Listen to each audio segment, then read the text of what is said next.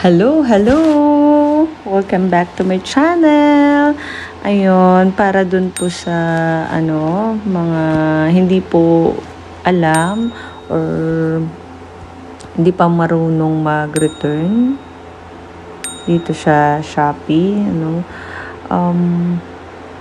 tuturuan ko po kayo ngayon paano mag-return kasi yung iba problemado, may mga hindi na-receive, may incomplete delivery sa kanila, tapos nababasa ko may complaint sila na yun na nga, nagagalit sila sa seller.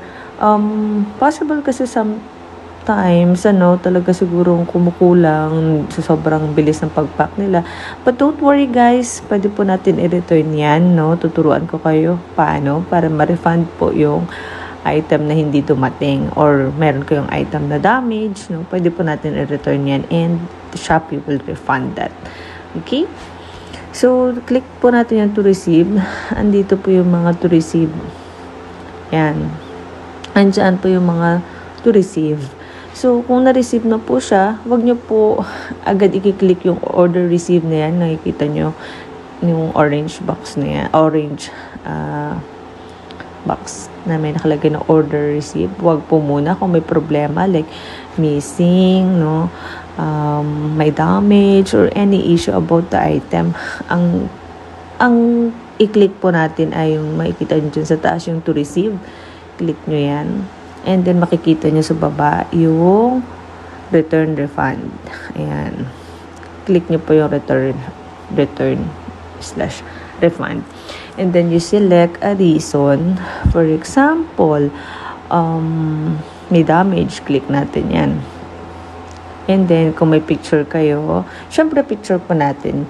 Guys yung item na may damage, saan banda yung damage, para i-attach po natin. Click mo lang po yung positive na yan.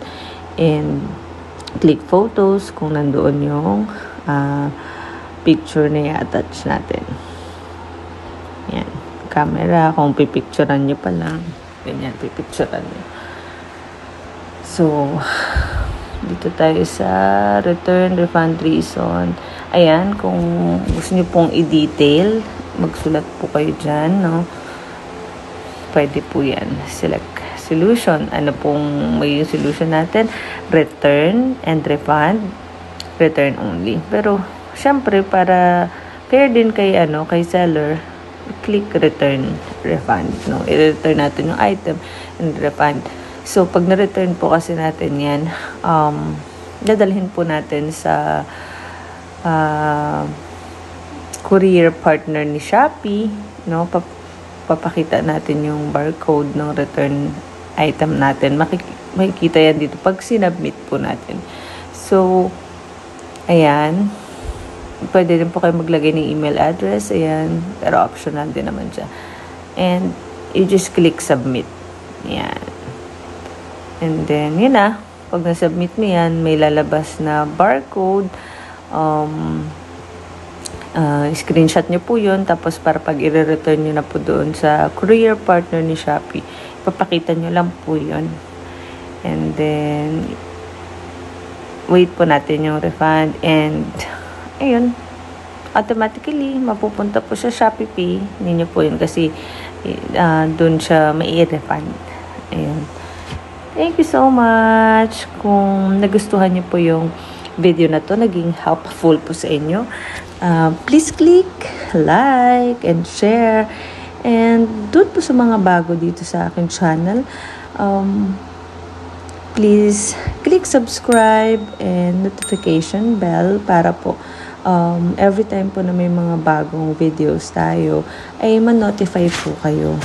So, ayun, thank you so much. See you on my next vlog. Bye-bye!